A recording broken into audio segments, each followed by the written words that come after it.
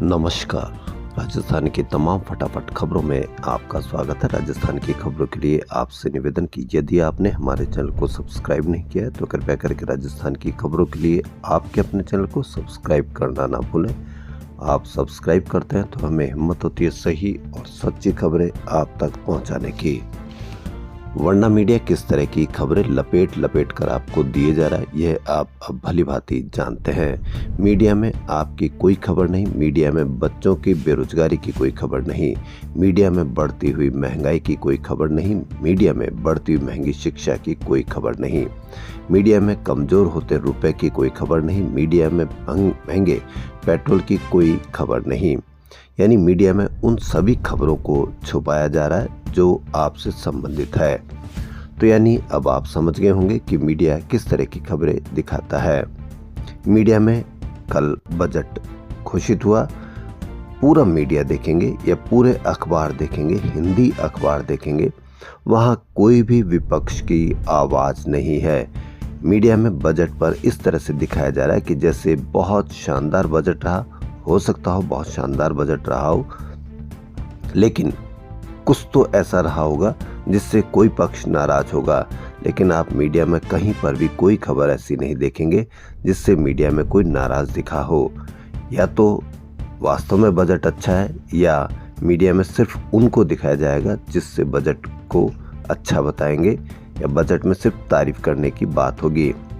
Media में पूरे अखबारों में सिर्फ इस बात को सबसे ज़्यादा बढ़ावा दिया गया है कि यदि 12 लाख कमाते हैं और 12,75,000 जो पुरानी स्टैंडर्ड डिडक्शन है, तो 12,75,000 रुपये यदि आप कमाते हैं तो आपको इनकम टैक्स फ्री हो गया है। तो सबसे बड़ी बात यह है कि क्या आप 12,75,000 रुपये कमाते हैं या आपका वेतन कितना है। यदि आप 12,75,000 कमाते हैं तो आपके लिए ये खुशखबरी है, लेकिन यदि आप 4-5 लाख ही कमा पाते हैं तो यह खबर आपके लिए कैसे अच्छी हो सकती है, क्योंकि आप पहले भी इनकम टैक्स में नहीं आते थे। तो 12,75,000 कमाने वालों के लिए ये बड़ी बात है। लेकिन एक सर्वे के अनुसार जो 25,000 रुपये महीना कमाता है वह टॉप 10 उसमें भारत के उसमें आंकड़ों में आता है। 25,000 रुपये यानी कि सिर्फ 3 लाख रुपए कमाने वाले टॉप 10% भारत में लोग रहते हैं। तो इसलिए अब आप बजट को एक दूसरी नज़र से देखिए, तब आपको पता लगेगा कि बजट में किस तरह की बात कही गई है। आज चलते हैं दूसरी खबर की ओर। आज माँ सरस्वती का जन्मोत्सव है। माँ सरस्वती का जन्म ब्रह्मा जी के मन से हुआ, इसलिए माँ शारदा रचनात्मक ज्ञान और अंतर्दृष्टि का प्रतीक है। सृष्टि की रचना के बाद ब्रह्मा जी ने देखा कि लोग मूक और नीरस हैं, इसलिए ब्रह्मा जी ने मानवता को श्रेष्ठता और ज्ञान से समृद्ध करने के लिए माँ सरस्वती का आह्वान किया। जीवन के सर्वांगीण विकास के लिए ज्ञान, कर्म और भक्ति प्रमुख है। सरस्वती जी जीवन में यह गुण लाती है। वसंत का आगमन ऋतु का बदलना ही नहीं बल्कि जीवन को एक नई दिशा प्रदान करना भी है। वसंत का आगमन एक नए जीवन के आरंभ का प्रतीक है। वसंत में पेड़ पौधे पुनः अपने नए पत्तों और फूलों से सजते हैं। वातावरण में एक ताजगी, नई ऊर्जा का संचार होता है। यह समय न केवल प्राकृतिक सौंदर्य का है बल्कि जीवन के नवीनीकरण का भी है। जीवन की उथल पुथल, समस्याओं और दुखों के बाद जब हम इस वसंत की तरफ मानसिक और आत्मिक शांति की ओर अग्रसर होते हैं तो हम अनुभव करते हैं कि हमने अपने जीवन में बहुत कुछ बदल दिया है। वसंत का एक दूसरा अर्थ हम इस तरह से भी निकाल सकते हैं कि वसंत अर्थात बस अंत, जीवन की नकारात्मकताओं का अंत। जीवन में वसंत का आगमन तभी होता है जब आप मन से वसंत को प्रवेश करते हैं या वसंत का स्वागत करते हैं। तो इसलिए वसंत पंचमी का आज सभी स्वागत करें। वसंत पंचमी के अबूझ सावा भी है, तो वसंत पंचमी के अबूझ सावे पर आज शादियों की धूम रहेगी। कई समाजों के सामूहिक विवाह सम्मेलन भी होंगे। कायस्थ समाज, कुमाऊं समाज और भी कई समाजों की इसमें विवाह होंगे। कहा जा रहा है कि जयपुर जिले में 4,000 और राजस्थान भर में 35,000 शादियां होगी। तो इसलिए बजट को देखना इस तरह से देखें कि कहीं पर भी कोई उसकी नेगेटिव खबर नहीं या कहीं पर भी उसका कोई कमेंट नहीं किसी भी विपक्ष का। तो बजट पर पूर्व मुख्यमंत्री अशोक गहलोत ने क्या कहा। पूर्व मुख्यमंत्री अशोक गहलोत ने केंद्रीय बजट पर कहा कि आज केंद्र सरकार द्वारा दिल्ली और बिहार चुनाव को मद्देनजर रखते हुए घोषणाएं ज्यादा की गई जो देश पर कर्ज का बोझ बढ़ाने वाली साबित होगी। ये बजट लगातार बढ़ते व्यापार घाटे, डॉलर के बढ़ते मूल्य, बेरोजगारी और महंगाई से कोई राहत दिलाने वाला नहीं है। उन्होंने कटाक्ष किया कि अब केंद्र सरकार का यह जिक्र क्यों नहीं करती कि 2022 तक देश को $5 ट्रिलियन की अर्थव्यवस्था बना देंगे। ये भी बेहद आश्चर्यजनक है कि देश के सामने वर्तमान की सबसे बड़ी चुनौतियां महंगाई एवं बेरोजगारी का इस बजट में जिक्र तक नहीं, जबकि तमाम एजेंसियों के आंकड़े बता रहे हैं कि देश में महंगाई और बेरोजगारी आज रिकॉर्ड स्तर पर है। राजस्थान की जनता को उम्मीद थी कि आज ERCP और यमुना जल समझौते को लेकर केंद्र सरकार कोई बड़ी घोषणा करेगी और इन्हें राष्ट्रीय परियोजना का दर्जा देगी, परंतु पूरे बजट में राजस्थान राज्य का नाम तक ही नहीं लिया गया। एक तरफ सरकार ने आयकर सीमा 12 लाख रुपए करने की घोषणा की है, परंतु करोड़ों छोटे व्यापारियों को शामिल नहीं किया। सबको उम्मीद थी कि 11 साल से पेट्रोल डीजल पर जनता को टैक्स लगाकर लूटा जा रहा है, पर आज बजट में इसमें कमी कर राहत दी जाएगी, परंतु पेट्रोल डीजल पर तो कोई राहत नहीं मिली, बल्कि गैस सब्सिडी को भी कम कर दिया गया है। वहीं पूर्व मंत्री प्रताप सिंह खाचरियावास ने केंद्र के बजट को पूरी तरह से निराशाजनक बताते हुए कहा कि पेट्रोल, डीजल और गैस सिलेंडर सस्ता नहीं करके केंद्र सरकार ने देश के साथ धोखा किया है। इस बजट में देश के बड़े 50 उद्योगपतियों को फायदा होगा। देश के 100 करोड़ गरीब और मध्यम वर्गीय परिवारों को इस बजट से कुछ नहीं मिलेगा।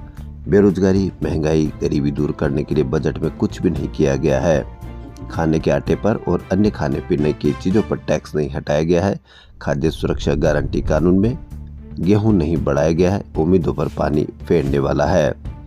वहीं नेता प्रतिपक्ष टीकाराम जूली ने कहा कि केंद्र के बजट ने राजस्थान के लोगों की उम्मीदों पर पूरी तरह से पानी फेर दिया। इस बजट में न तो किसानों के लिए कोई ठोस राहत दी गई, न ही युवाओं को रोजगार देने की कोई ठोस योजना बनाई गई है। राजस्थान जो एक कृषि प्रधान और पर्यटन प्रधान राज्य है, उसे फिर से केंद्र की अनदेखी का शिकार होना पड़ा। हमारे किसान लगातार कर्ज और सूखे की मार झेल रहे हैं, लेकिन सरकार ने फसल बीमा योजना में सुधार करने या न्यूनतम समर्थन मूल्य की कानूनी गारंटी देने की कोई घोषणा नहीं की। सिंचाई व्यवस्था को बेहतर बनाने, किसानों को उर्वरक और आधुनिक कृषि उपकरणों की सुलभता देने पर भी कोई ठोस प्रावधान नहीं किया गया। आखिर सरकार कब तक सिर्फ जुमलेबाजी से किसानों को बहलाने का काम करेगी। ये खबर जोधपुर की। कोविड के समय जोधपुर CMHO में हुई नर्सिंग कर्मियों की भर्ती में चयनित अभ्यर्थियों की सेवा समाप्त करने के आदेश हुए हैं। निदेशालय चिकित्सा स्वास्थ्य एवं परिवार कल्याण सेवाएं राजस्थान जयपुर के निदेशक ने 30 जनवरी को आदेश जारी किए हैं। RS प्री 2024 का आयोजन आज होगा। राजस्थान के 41 जिलों में होने वाली इस परीक्षा में 6,75,000 अभ्यर्थी बैठेंगे। कुल 733 पदों के लिए ये प्रारंभिक परीक्षा दोपहर 12 बजे से 3 बजे तक होगी। परीक्षा 2045 परीक्षा केंद्र पर होगी। परीक्षा में डमी अभ्यर्थियों की रोकथाम पर पूरा फोकस होगा। सभी परीक्षा केंद्रों पर प्रत्येक कक्ष की वीडियोग्राफी कराई जाएगी। अटेंडेंस शीट पर अभ्यर्थी का बड़े आकार का फोटो लगा होगा। OMR शीट में 5वां विकल्प भरने के लिए अभ्यर्थियों को 10 मिनट का अतिरिक्त समय मिलेगा। सभी केंद्रों पर प्रवेश से पूर्व हैंड हेल्ड मेटल डिटेक्टर से प्रत्येक अभ्यर्थी की जांच की जाएगी। RS प्री में कुल 6,75,822 अभ्यर्थी बैठेंगे। इनमें सर्वाधिक संख्या 2.6 लाख OBC नॉन क्रीमिलियर वर्ग के अभ्यर्थियों की है। सामान्य वर्ग के अभ्यर्थियों की तुलना में SC व ST के अभ्यर्थियों की संख्या अधिक है। आम बजट में आयकर की नई टैक्स रिजीम में बदलाव का बड़ा असर राजस्थान के नौकरी करने वाले करदाताओं पर भी दिखेगा। राजस्थान में से 55 लाख से अधिक करदाता है। नया रिजीम चुनने पर इसमें से 70% से अधिक यानी 40 लाख से ज्यादा लोगों का टैक्स शून्य हो जाएगा। यानी अगले वित्तीय वर्ष से सर्विस क्लास के टैक्स भरने वाले करीब 15 लाख ही बचेंगे। मालूम हो कि वर्तमान में महाराष्ट्र, यूपी, गुजरात के बाद राजस्थान ITR भरने वालों की संख्या के लिहाज से चौथे नंबर पर रहा है। विशेषज्ञों के अनुसार राजस्थान में इनकम टैक्स कलेक्शन पर कितना असर पड़ेगा यह अभी स्पष्ट नहीं है। वहीं राजस्थान को दूसरा सबसे बड़ा फायदा MBBS की सीटें बढ़ने के रूप में दिखाई दे रहा है।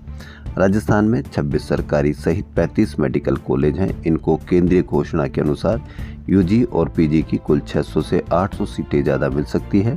इससे हर कॉलेज में औसतन 20 सीटें बढ़ सकती है।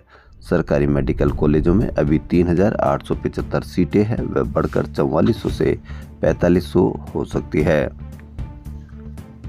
वहीं वित्त मंत्री ने आम बजट में आयातित मार्बल, कच्चे ग्रेनाइट, इमारती पत्थर तथा पत्थर से बनी कलाकृतियों पर आयात शुल्क 40% से घटाकर 20% कर दिया है। इससे राजस्थान के 20,000 करोड़ रुपए मार्बल व ग्रेनाइट उद्योग को बड़ा झटका लगा है। हालांकि शुल्क में कमी 1 मई 2025 से प्रभावी होगी। व्यवसायियों का कहना है कि इस फैसले से प्रीमियम मार्बल के कारोबार पर असर होगा। खरीदार घरेलू मार्बल के विकल्प के तौर पर आयातित मार्बल पर जोर देंगे, लेकिन आप इसकी कोई मीडिया पर कोई चर्चा नहीं देखेंगे कि मार्बल व्यवसायियों पर झटका किस तरह से आदमी सहन करेगा। व्यवसायियों का कहना है कि राजस्थान से निकलने वाला मार्बल 30 से 6,000 रुपये प्रति वर्ग फुट का हिसाब से बिकता है, जबकि आयातित के रेट 150 से 8,000 रुपये है। आयातित मार्बल पर ड्यूटी घटाने से स्वदेशी प्रीमियम मार्बल ग्रेनाइट की मांग घटेगी। इसका असर राजस्थान की करीब 700 मार्बल फैक्ट्रियों पर होगा। इससे करीब 3 लाख श्रमिकों पर भी असर होगा। लेकिन आप न तो मार्बल व्यवसायियों की कोई आप कमेंट या कोई खबर देखेंगे, न ही इसकी एक छोटी सी खबर आप मीडिया पर देखेंगे और न ही कोई इस पर चर्चा देखेंगे। जनवरी में पारा सामान्य से ऊपर रहने के बाद फरवरी में भी मौसम में उतार चढ़ाव का दौर जारी रहेगा। अगले 1-2 दिन तक तापमान सामान्य रहेगा और फिर हल्की मावठ के आसार है। मौसम विभाग के पूर्वानुमान के अनुसार पहले हफ्ते में सक्रिय पश्चिमी विक्षोभ से राजधानी में हल्की बारिश रहेगी। इसके बाद मावठ के आसार कम है। न्यूनतम तापमान पहले 3 हफ्ते सामान्य रहेगा। अधिकतम पारे में दूसरे हफ्ते के बाद बढ़ोतरी होने से गर्मी पड़ने लगेगी। दिन में तेज धूप का असर रहेगा। फरवरी महीने में 10 साल में 5 बार दिन का पारा 33 डिग्री के पार गया है। सर्वाधिक तापमान 2018 में 33.8 डिग्री रिकॉर्ड हुआ था। पश्चिमी विक्षोभ एक्टिव होने से 3-4 फरवरी को हल्की बारिश के आसार हैं।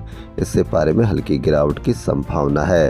रात का पारा 10 से 11 डिग्री और दिन का पारा 20 से 22 डिग्री के बीच रहेगा। जयपुर लिटरेचर फेस्टिवल के तीसरे दिन खास मेहमानों के नाम रहा। सुबह 10 बजे फ्रंट लॉन में पहला session my mother my self का था। इसमें सुधा मूर्ति और अक्षता मूर्ति को सुनने ससुर नारायण मूर्ति के साथ दामाद ब्रिटेन के पूर्व प्रधानमंत्री ऋषि सुनक पहुंचे। इसके बाद दोपहर 1 बजे फ्रंट लॉन में ही हुए हॉलबर्ग प्राइज इवेंट द स्वर revisited how the world became modern session को सुनने भी पहुंचे। उनके साथ सुधा मूर्ति और अक्षता भी थी। राजस्थान विश्वविद्यालय में शनिवार को मनोहरपुर की रहने वाली एक छात्रा ने सुसाइड कर लिया। पुलिस के अनुसार उसकी पहचान महारानी कॉलेज में BSc फर्स्ट ईयर की छात्रा सारिका के रूप में हुई। गुलाबी नगर की गुनगुनी शाम में वासंती रंग भरे थे। गायक कैलाश खेर के सूफियाना अंदाज का कमाल था। जयपुर लिटरेचर फेस्टिवल का मंच भी वासंती रंगों की रोशनी से जगमगा रहा था। कैलाश खेर के गीतों की ये शाम भरपूर थी। पांव रखने को भले ही जगह नहीं थी, लेकिन श्रोताओं का आनंद संपूर्ण था।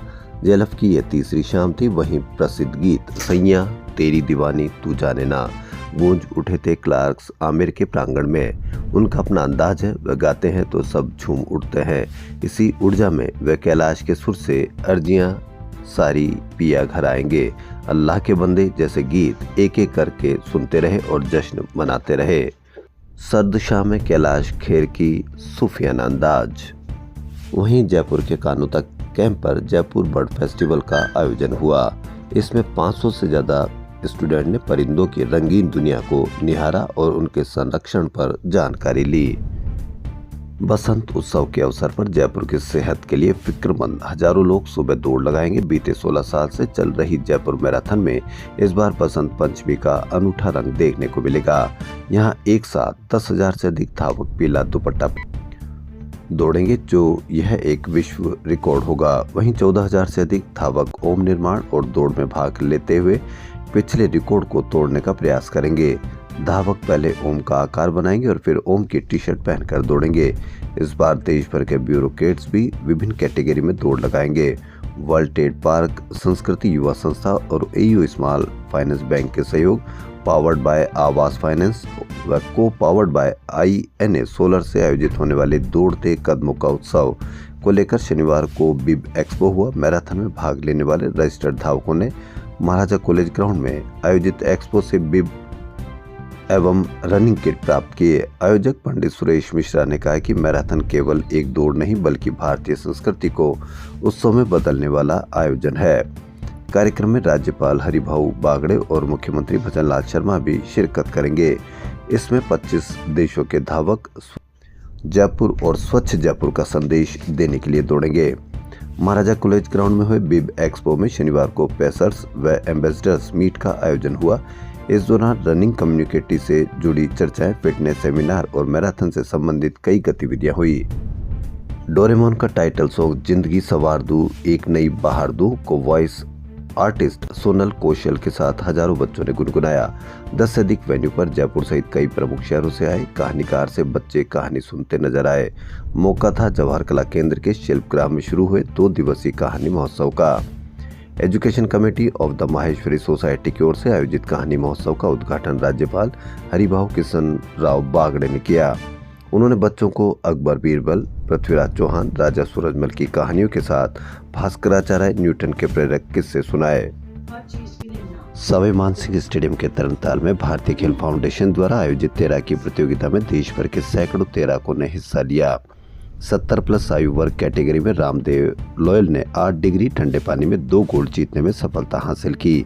उन्होंने ये गोल्ड 50 मीटर फ्री स्टाइल और 50 मीटर बैक स्ट्रोक में जीते। यह उनके तैराकी कौशल और कठिन परिस्थितियों में प्रदर्शन करने की क्षमता का परिणाम है। राजस्थान की खबरों में फिलहाल इतना ही। यदि आपको राजस्थान की खबरें पसंद आ रही तो आपके अपने चैनल को सब्सक्राइब करना ना भूलें। धन्यवाद।